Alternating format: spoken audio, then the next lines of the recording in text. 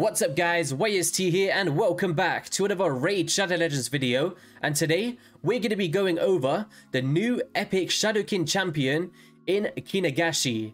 Hopefully I said the name correct, but she just looks outstanding and you know me, I love the Shadowkin, we've got the mask and I was really excited to try this champion. You actually need 4 of her in order to fuse Helagath.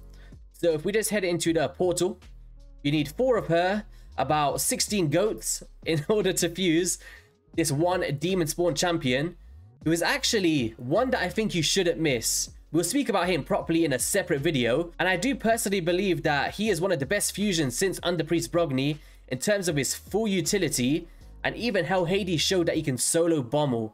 So definitely try to go for him, but it's understandable that not everybody has the resources to do that, and that is why we're going to be talking about one of the picks. So if you guys want to go for her, you can see what she is capable of.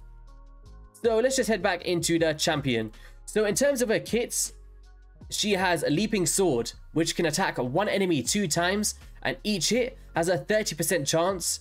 You can book it up to a 40% chance of decreasing the target's turn meter by 10%.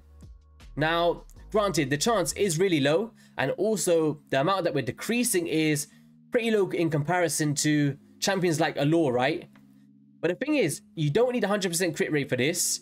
It's really good for the Dark Fae, also the Fire Knight, and the Faction Wars. And that's kind of the 3 places where I think she really does stand out.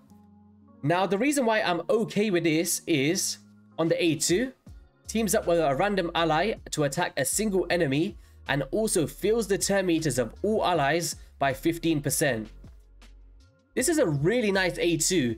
Granted, there is other champions like Farrakhan the Fat that can team up with multiple or all allies to attack a target enemy, but she's bringing a turn meter increase, which I think is really interesting here.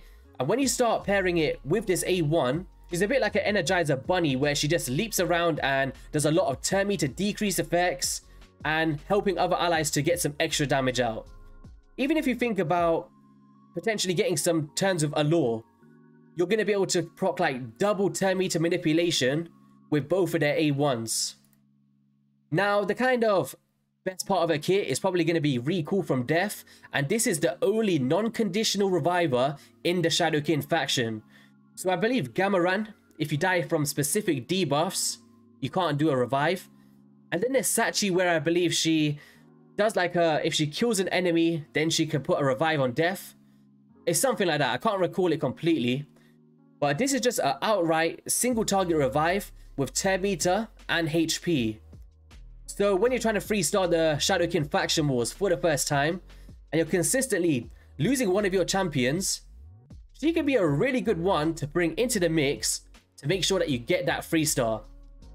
So if you can get this champion, I really do think that she's a great progression champion, but I am bringing her into the endgame stuff with stage 21, stage 120 of the Dark Fae, and then also some Fire Knight 25.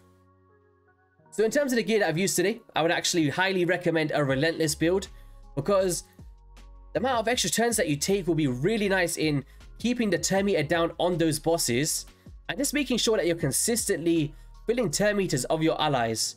And that's kind of where the full value comes from. So if you can't get Relentless, you could look for Perception, maybe some high sustainability with like a Resilience.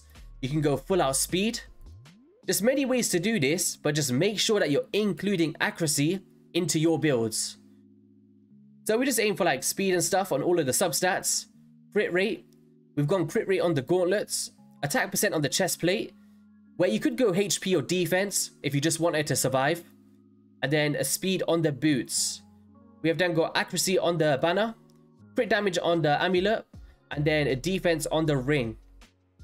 Overall stats, we've gone for 40,000 HP, 2.4k defense, close to 250 speed. I do think you need to get her really fast to get the full value of her kit, so as fast as you can get according to your guys' rosters and gear.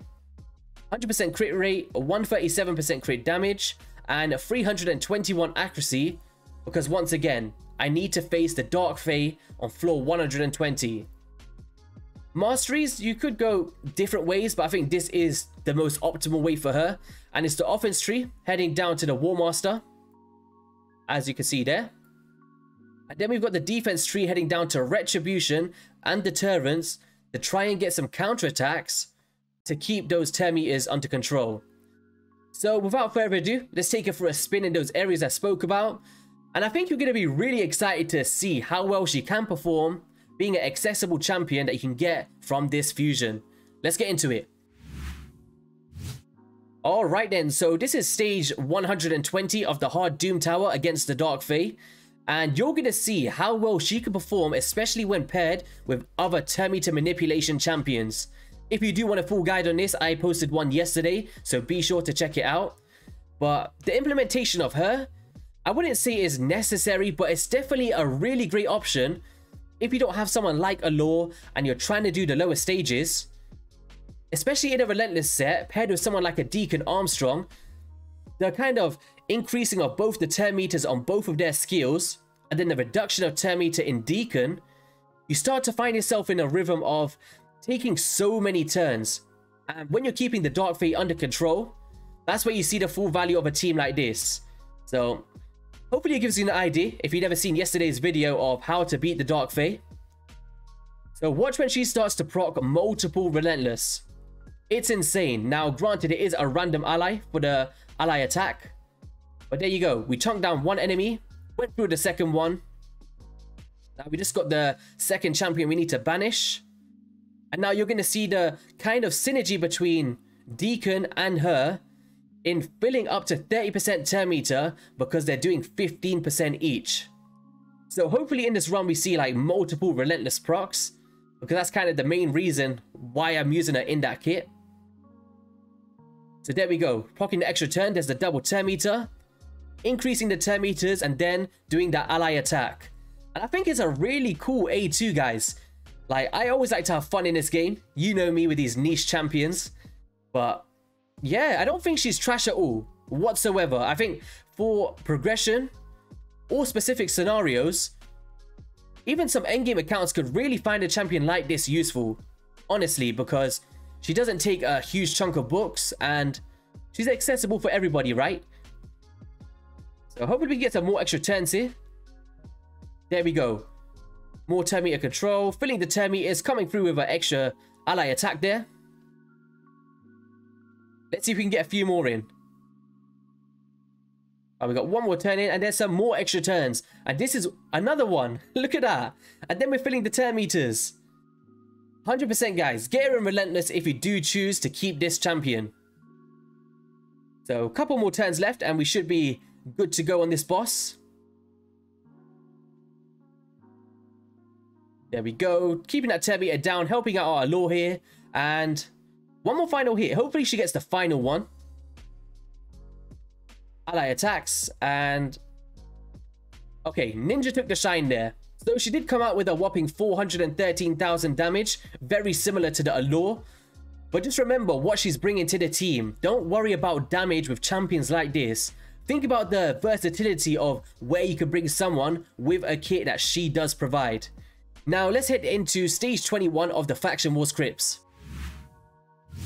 So a team like this is something I traditionally like to use. I actually do use a Jing 1 here and also a Rio Bone Spear. But bringing in a ally protection champion, even with someone like a Kunoichi, they pair really well with like a Torogi the Frog. And then she's here to just fill the turn meters and revive a single ally if they happen to die, which does happen to a lot of people and I've seen it on multiple occasions. So we're just about to come through to the boss, and I really wanted to bring in a team like this and hopefully one of our champions die. And that's kind of the main thing I need to see here. So there we go. We're going to make sure that we don't have the ally protection on that first turn.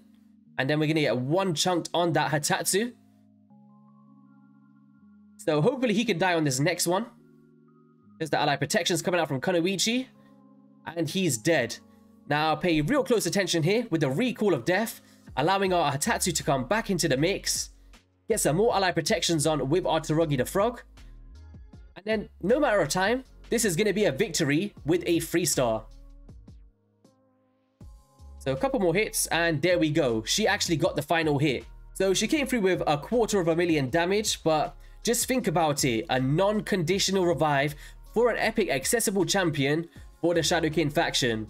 So if this is somewhere where you're really struggling, definitely think about fusing her, and maybe even a rank 50 could really do the job for you, as long as she's not the target on the boss. So just something to think about. And the final place that I really want to showcase is going to be the Fire Knights 25 dungeon. This is a Poison Explosion team that I traditionally use, but of course, I'm not using my Dark Chaos, so it's not going to be as optimal. But I want you guys to see the multiple times that she procs the extra turns and helps keep that turn meter down. Alright then, so we've just come up against the boss now, and pretty much you're going to see some pretty cool extra turns with the ally attacks and stuff once it comes through. So hopefully we can get one right about now. There we go. Ally attack. We're coming through. There's that triple hit A1 from our Tomb Lord to apply the decreased speed. And turn meter to keep it down for a Lord to come through on that next cycle.